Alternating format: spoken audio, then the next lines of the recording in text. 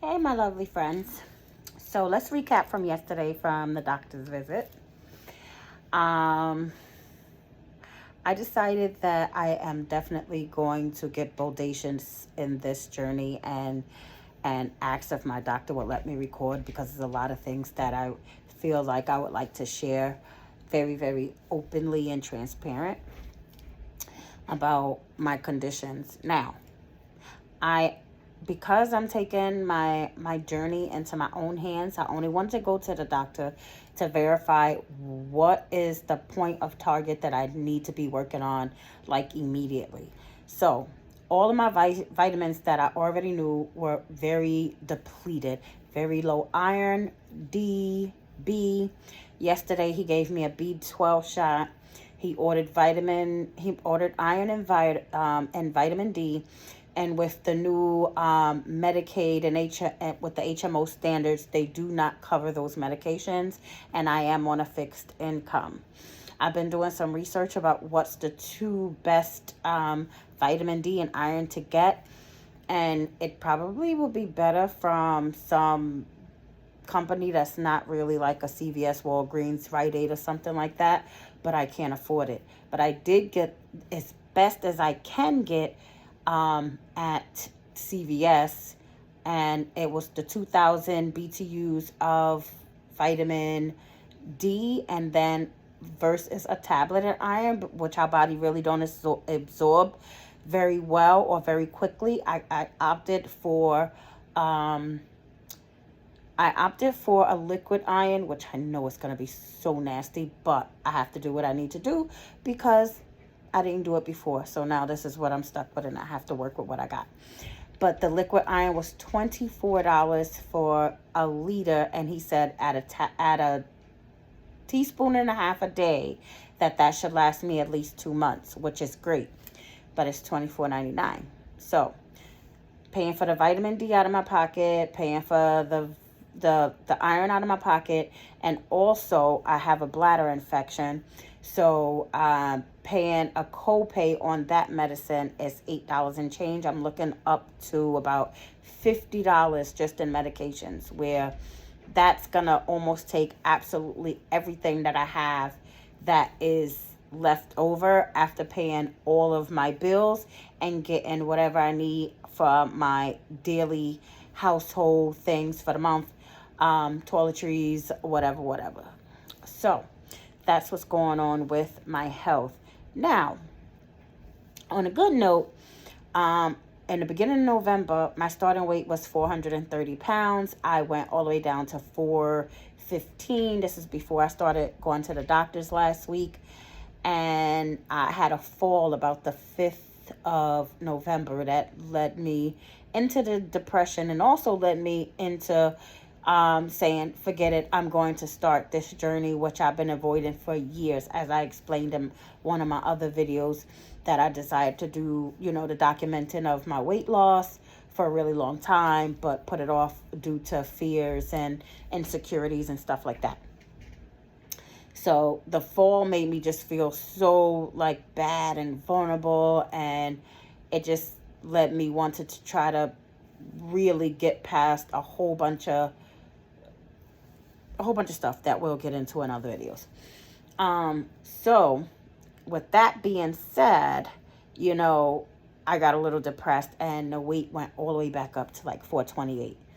Because I was so depressed about the fall and just feeling just so inadequate and a whole bunch of other stuff.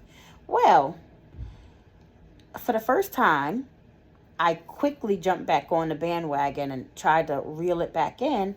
And when I went yesterday, I was back down to 416. I was absolutely like, yay, because I know I was coming back down from the 428, but my scale here at home was saying 424. So I was like, oh, I only lost 4 pounds. I got to get back down to the 415 where I was at, and, keep pressing on.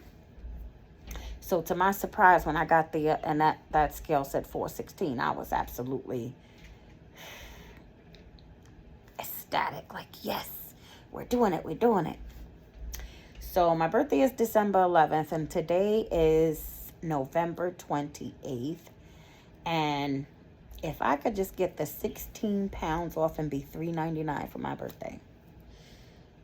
I don't think y'all understand. I haven't seen 3 nothing and I don't know how many years.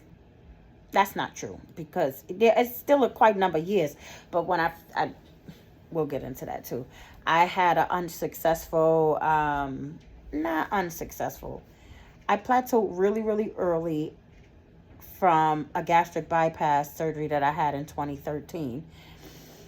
And that was because I was misdiagnosed with the lymphedema to lipedema, which is kind of like cousins to each other. They present the same, but the treatment and the causations and stuff like that is completely different.